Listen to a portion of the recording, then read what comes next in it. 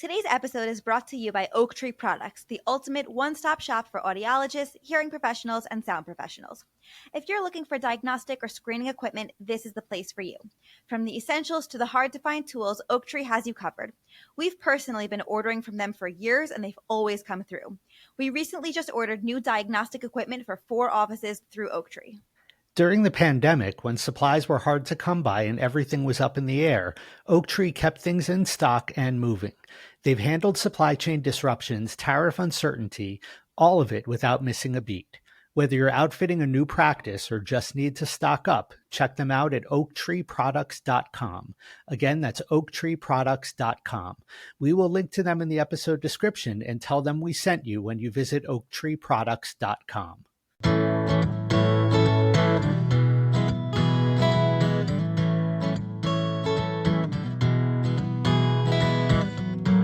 Today on Hear Us Out, we're joined by Pete Dankelson, musician, content creator, and the man behind Pete's Diary. Pete has built a community by sharing his journey with hearing loss, music, and resilience, using honesty, humor, and creativity to connect with numerous people navigating their own challenges.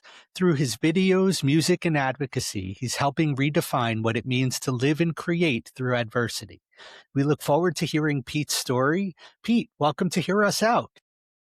Yeah, thanks for having me on. Good to be here.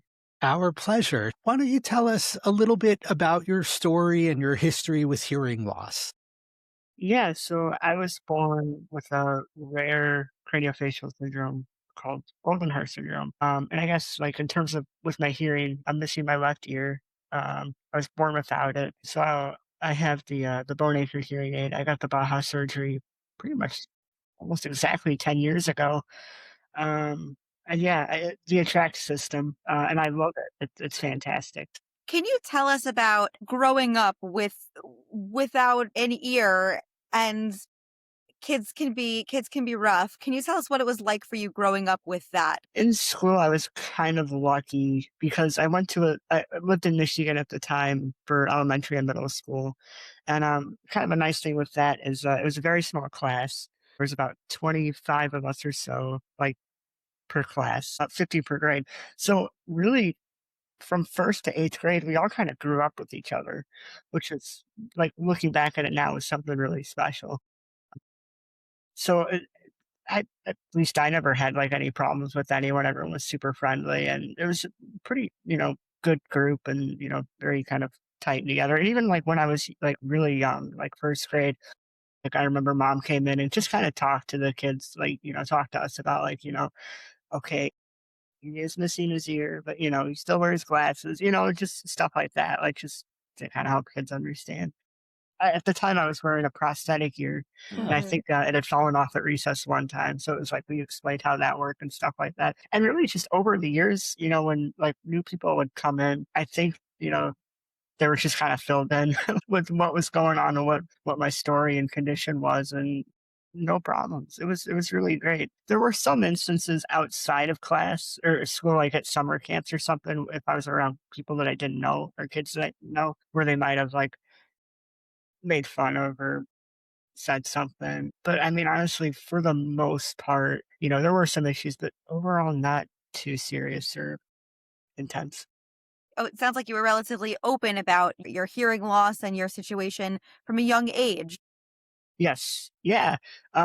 Because I think when people understand something, it makes them less nervous or less afraid, especially like talking about young kids, right? Or Mhm. it's especially like when we were all younger too. It's more so out of curiosity and I think maybe a little bit of concern. But kids are like very like blunt, very honest. So it's like they go, "Whoa, your ear's missing," instead of like, "What happened to your ear?" Um, yeah.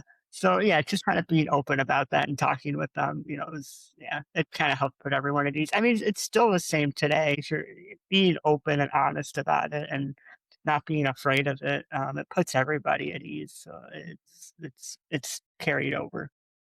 Now, you had mentioned earlier about using a prosthetic ear when you Yes. were little. How did you anchor that into place? So let's see. It's kind of like this whole process in the morning getting ready for school, but really it was uh well, I needed help. It was the one thing I needed help with in the morning. Basically, I think I haven't worn it in a long time. It's been quite a few years since I've worn it, but if I'm remembering right, we had the prosthetic and, we had the special adhesive glue that we put on the back. And then if I don't know, if there was, like, a rush in the mornings, mom would have a hair dryer and have, warm air and to help it warm up. And then we kinda line it up, or she would really just kinda, like, line it up. There was a specific way we had to line it up and just kinda hold it in place for, like, 30 seconds or so. I can't remember, to be honest. And then it would hopefully, it would stay on for the whole day. And what led you to go away from using that? Let's see. I really it was after high school. After I graduated high school, I stopped wearing it. And really, mainly the main thing I still wore it for at the time was to help hold my glasses up. Hmm. Because, kind of with glasses, they kind of tend to go a little crooked without the ear. But that was really the main reason. It wasn't really like to hide it or anything like that anymore. Like, it was a confidence booster when I was younger that I needed at the time. But, like, by that point in my life, I was very comfortable in my skin, very confident in terms of this. So really, I just kind of liked it because it held my glasses up. But at that point, I managed to get contacts. So I'm kind of like, you know what? Maybe it's time. Forget the ear. What led to your decision to get the Baja and take that step? And how has the Baja been for you? What's your relationship with that? And how has that become part of your hearing journey? Yeah. So really, I had trial runs all throughout middle school, a little bit of elementary and middle school with the Baja. And I think at that point too, at that time, I didn't have the surgery yet or anything. I wore it on a headband, Mhm. and all that. I didn't quite stick with it at the time, uh, and I honestly can't quite remember why. If it was just being a scatterbrained little kid, if it was just trying to keep track of it and the mic, because I used the FM system at the time too, and just all of that, the headband and all. And I don't think I quite took to the headband. So kind of, to be honest, it was a bit of a struggle in middle school. But in so I kind of went away from it starting high school. But at the end of my freshman year of high school was when I picked up the guitar and really started to get into music. And so, and I think I was kind of really open at that point too, to like, yeah, with the music and everything, this might be important. It'd be good to try this again and really kind of take it seriously. So kind of at the end of the school year, I did a trial run for a while with it and kind of decided, yeah, you know what? I really do like this. This is pretty awesome. I think I would like to wear one all the time. And so met with the surgeon and he recommended the attract system instead of the abutment. So that's what we did. I had the surgery. I remember it was kind of June, and then got, activation a couple weeks later. And I haven't looked back. I absolutely love it. I can't imagine my life without it now. I mean, of course, it helps a ton in the music, but it's just social, settings and everything too. It's great. It just, helps to localize sound. It's amazing. You don't quite know what you're missing. It's hard to describe, but it's like with, kind of having this my whole life, it's kind of like this has always been my normal. Hmm. So it's kind of like, really, it definitely is a bit of an adjustment at first when you do turn it on. It's like everything's a little bit different now. So there was definitely like an adjustment with that. I can't even remember when it finally like seamlessly kind of set in.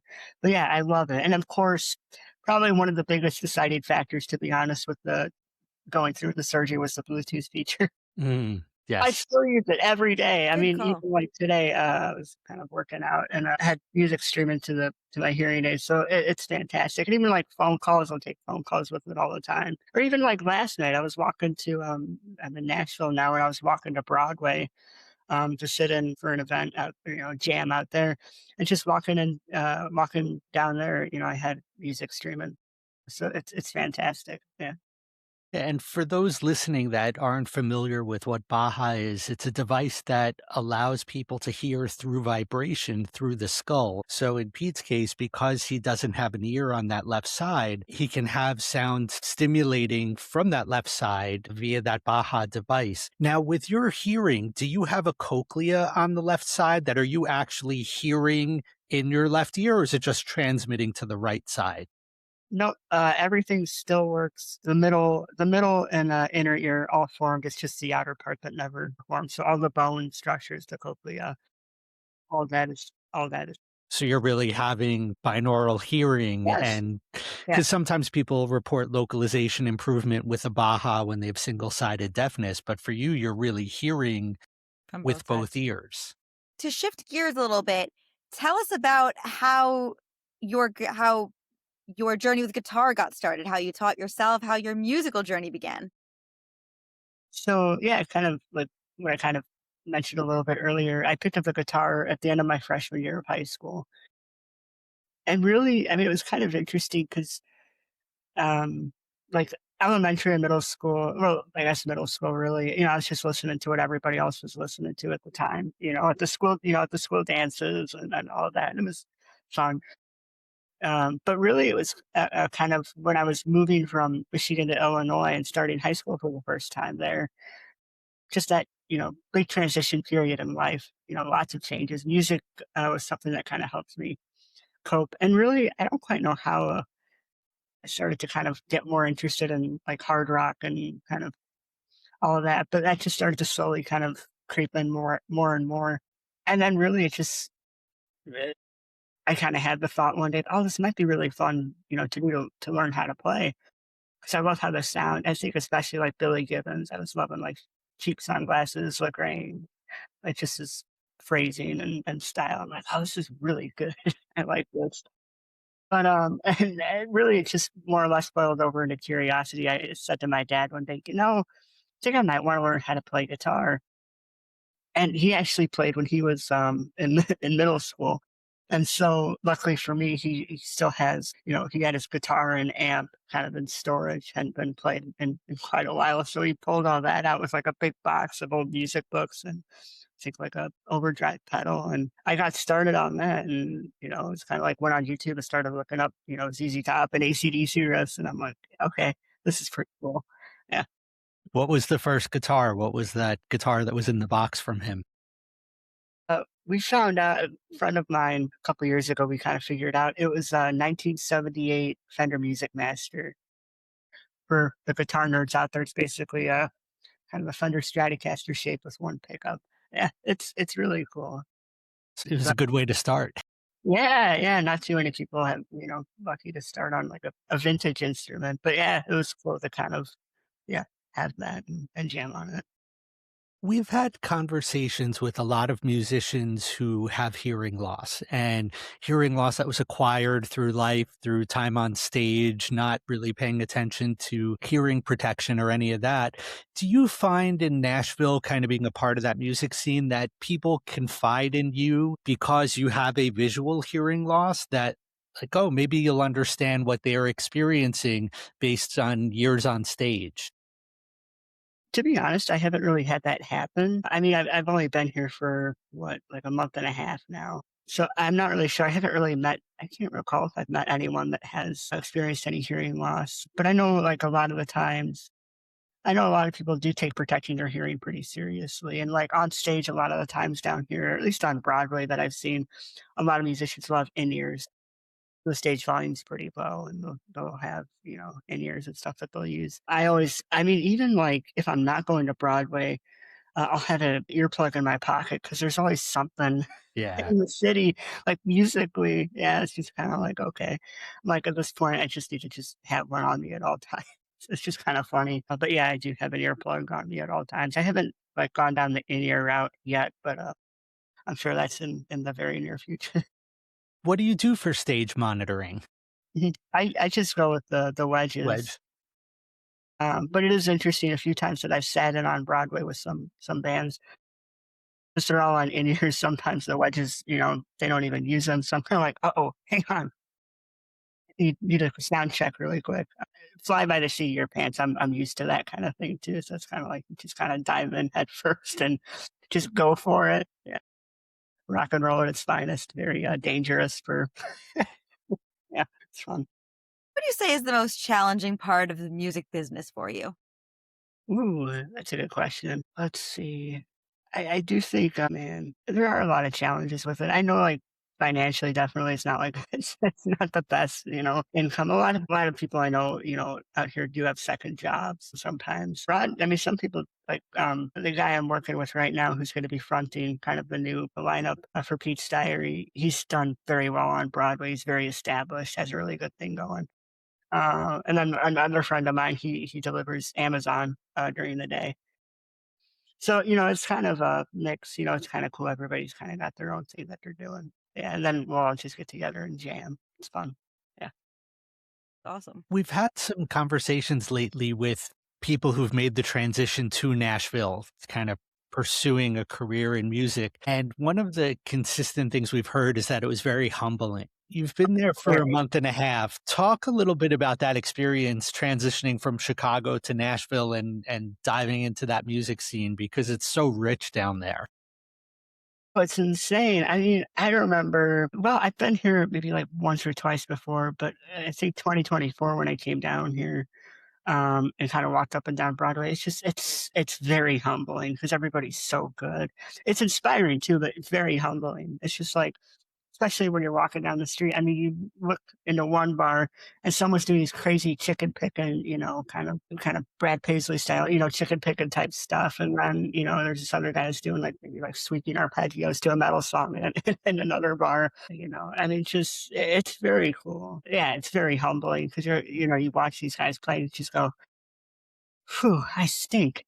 Or maybe not that, but it's just like I need to practice. Like, oh my gosh, yeah, it's very how, humbling. how do you keep going when you see your fellow musicians out there that are doing fantastically and it makes you think to yourself about, as you said, keeping practicing, not that you Yeah, stink, but just you need to keep practicing. How do you not let that defeat you? How does it turn into further motivation for you?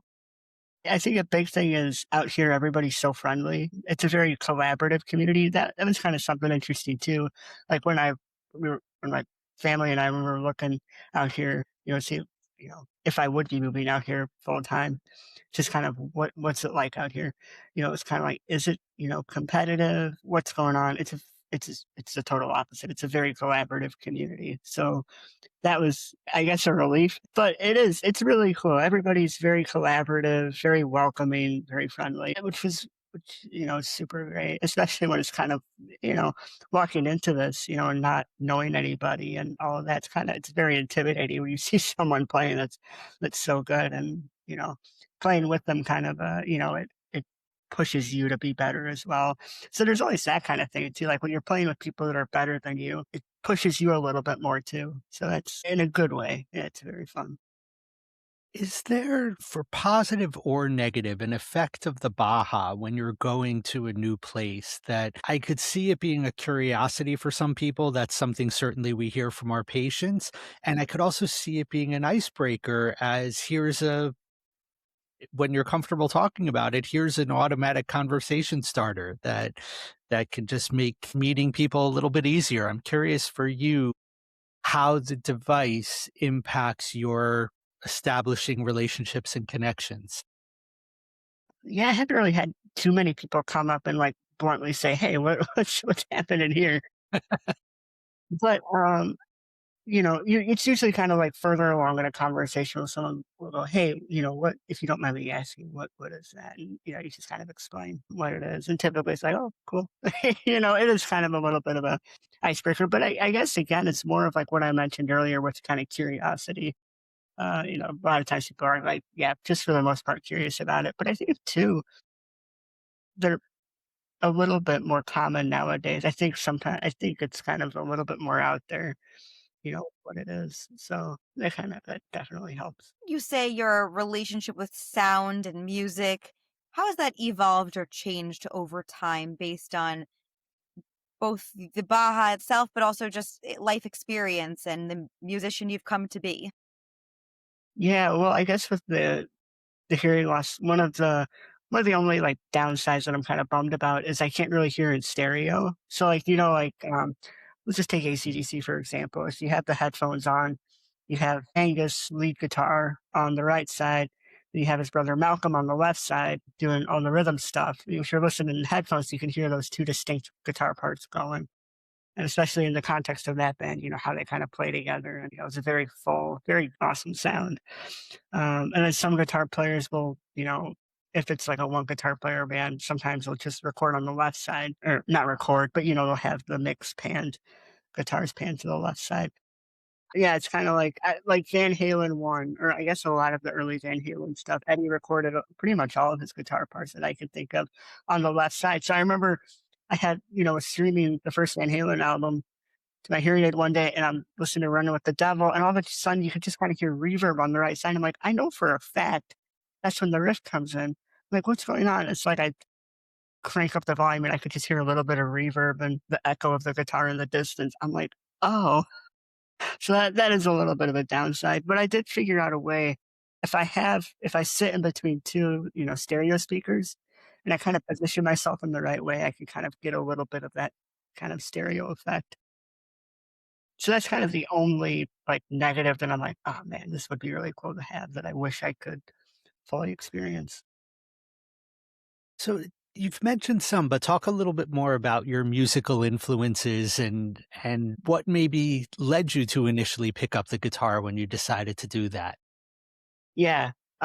Really when I picked up the guitar, yeah, it's kind of influenced. I mentioned like Billy Gibbons earlier, some ZZ Top riffs I really liked at the start. Like Lagrange was one of the first riffs I figured out. You could play it on one string, it's kind of a start. Yeah. But really AC/DC was the big one for me. That was when I heard Angus's playing and the riffs and everything. And of course the performance. Um, yeah, I'm like that's where it's at. Still, I'm like, yeah, he's still like the guy for me. But I mean, players as well. I mean, kind of any of those kind of bluesy based hard rock guys, Angus, Slash, Jimmy Page, Joe Perry, Stevie Ray Vaughan, Gary Moore. I mean, a lot of those guys I really love a lot. Yeah. I realize I have a lot of homework to do after we finish this. Yeah. We have different generations. What would you say is a musical accomplishment you're most proud of, or one of your most proud of since you've been doing this? Well, definitely a big one was releasing kind of my own album. So the band is Pete's Diary, and originally, we did an EP, and that was fun. But really, we did like a full length record. 10 songs instead of the five previous. That was very exciting. I mean, I'm kind of old school. I love listening to albums all the way through. So getting to do that in its entirety, the recording process was a ton of fun. We wrote the record with Keith Nelson from Buckcherry. He was one of the Okay. founding members of Buckcherry. And it was really fun to work with him. Like, he's yeah, Keith's influenced by the same stuff that I love with like the riffs and the music and all that. So working with him was a blast. And, over the years, he, has like a great guitar collection and amp collection. So when we were recording, it was a lot of fun. He brought some fun gear into the studio. So that whole process was fun, like getting to write with Keith and record. And then of course the fun stuff too with, when it was done was okay, now we get to do the fun stuff with the album artwork and the track listing, what's the order going to be, all that stuff. So that was a great experience, and I still love the record too. It's a fun album, fun to play, fun to listen to too. And how did you connect with Keith initially? That was with a friend out. Actually, he's out here. I know from Gibson Guitars. He kind of hooked us up. So that was that was pretty cool. And are you generally a Gibson guy? Yeah, for the most part. Now I mean, we're I into played. guitars. Yeah. I play again Angus Young. I'm a big SG guy. Um, yeah.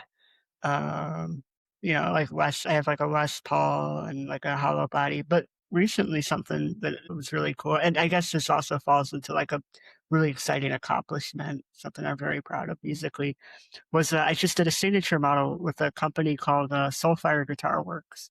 They're out in New Jersey. They reached out on Instagram quite a while ago. They're like, hey, we love your playing. We love what you're doing. Would you be interested in doing a signature model with us? And I was like, oh, wow. That's Like, cool. let me think about it. I'm like, that's very cool. And I didn't really know what to do at first because I'm like, what would I do for a signature model? I wasn't quite sure. And then I had the idea of basically combining kind of like almost like an SG and a Firebird type Okay. thing. And basically, they had the body style kind of picked out, which is kind of SG-ish, which I'm very comfortable with. But then we had this is total like guitar nerd talk, but we had a I love it. Eric loves that.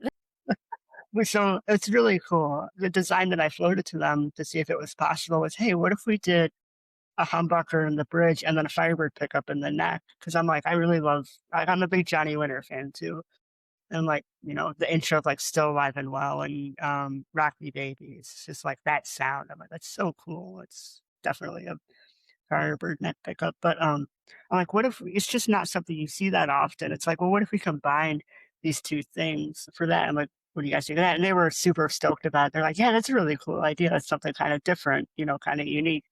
So I'm like, yeah, awesome. So they got to work on it. It's cool. They're texting me updates of like, hey, this is what we're doing. And when the prototype was, done, they sent photos and videos. They're like, hey, this is really cool. This was a really great idea. I'm like, oh, awesome. So when I was here in February, kind of in Nashville in February, kind of starting to get familiar with everything before moving here, they actually shipped the prototype down. So I got to test that all around town and kind of, put it through its pace with some of the jam sit-ins and all of that. So that was really fun to do, to kind of test drive it. And yeah, I love it. It's people can place an order for it now, and I still have the prototype. I love taking it out, and it's inspiring because it is a little bit different. So it's fun. Do you know where in Jersey they are? That's where we are. Oh, really? Yeah. We're Jersey. I can't remember. I can't remember part of New Jersey they're from. Yeah, but I know Interesting. they're out there. That's very cool. That's a fun project to be a part of. It was. It was very exciting. Yeah. I mean, it's every kid's dream too, or every guitarist's dream. But yeah, it's you always dream about, or you always think like, oh, if I could design my own guitar, what would I want to put in it? And to have that happen, it's exciting. It's very cool. Eric thinks this question daily. I think all guitar players do, to be honest.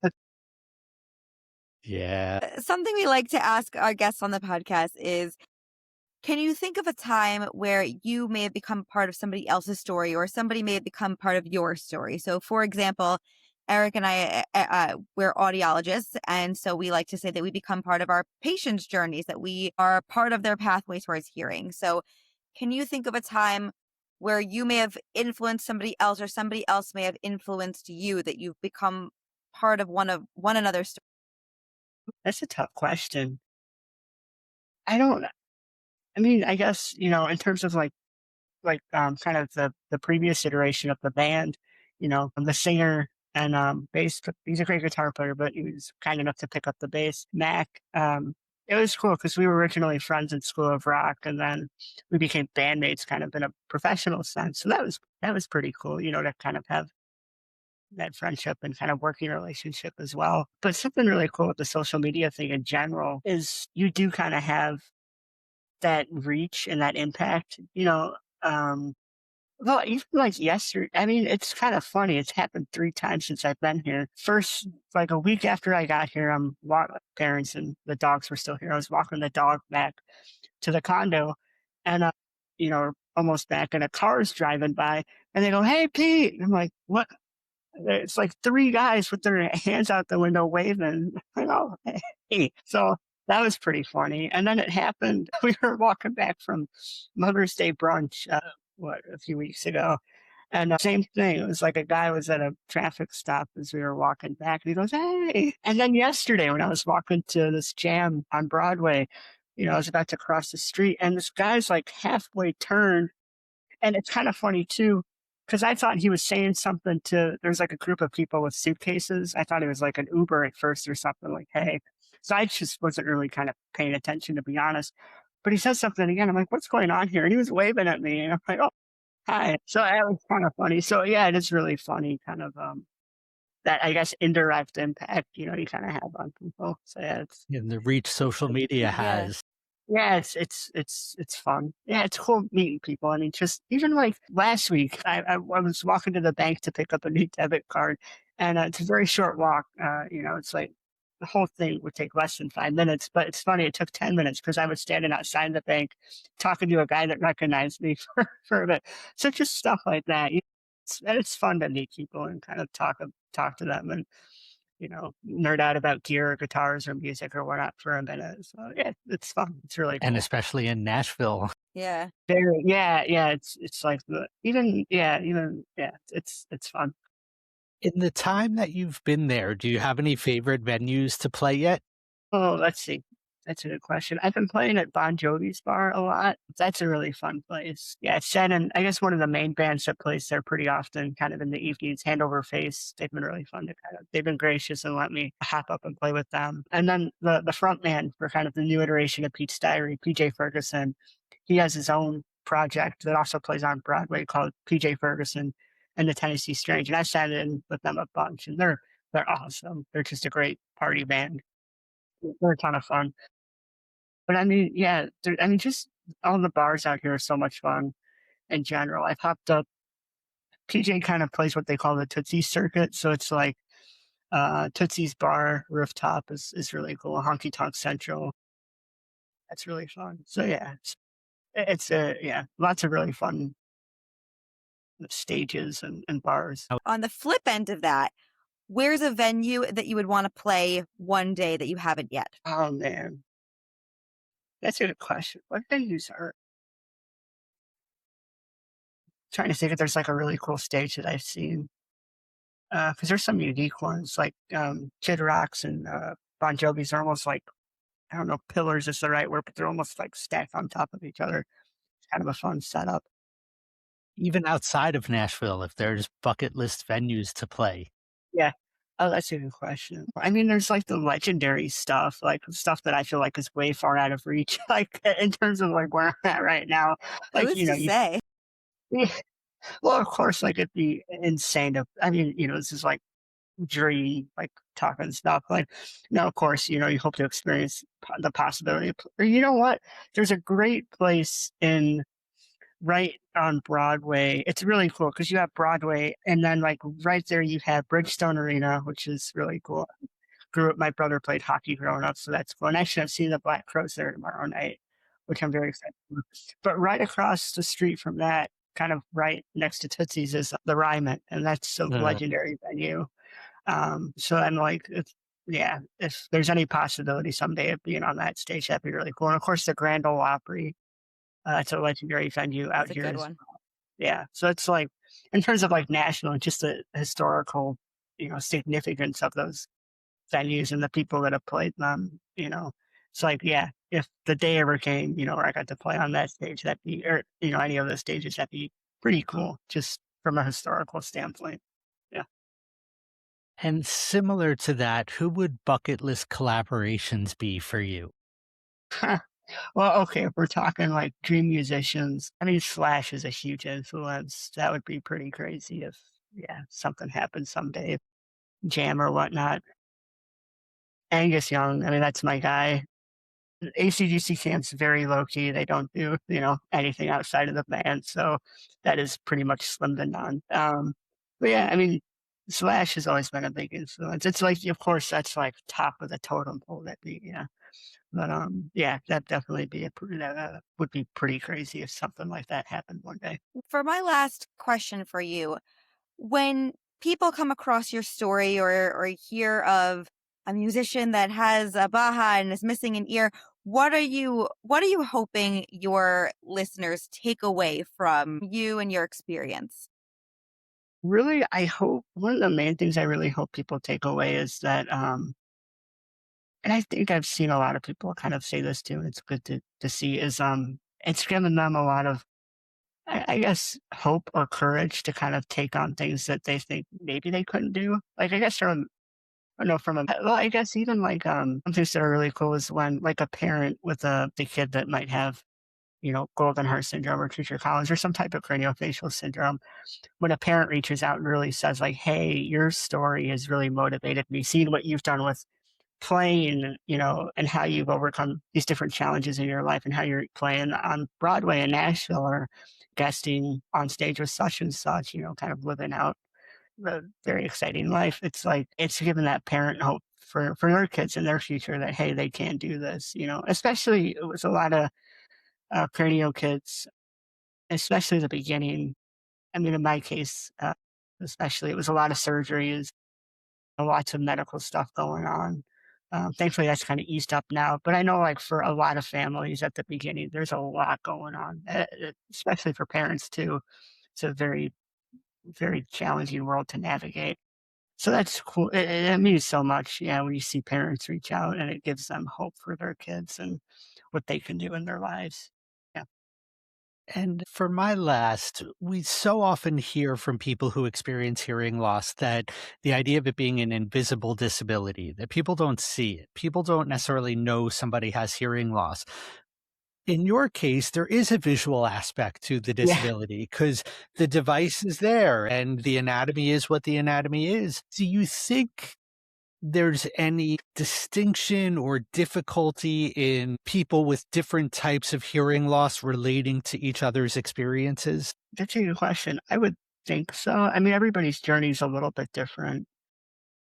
So I guess it's kind of tough to say. Like, I know somebody, he has I guess he has uh, actually, I'm not quite sure what exactly the system is, but he has a type of Baja. I don't think that's exactly what it is on his right side. And, he still has his 2 ears, and his hearing loss is a little bit different. So, yeah, I guess it is kind of interesting. Everybody's story is a little bit different. Well, Pete, thank you for sharing your story, taking your time to discuss your music, to discuss hearing loss.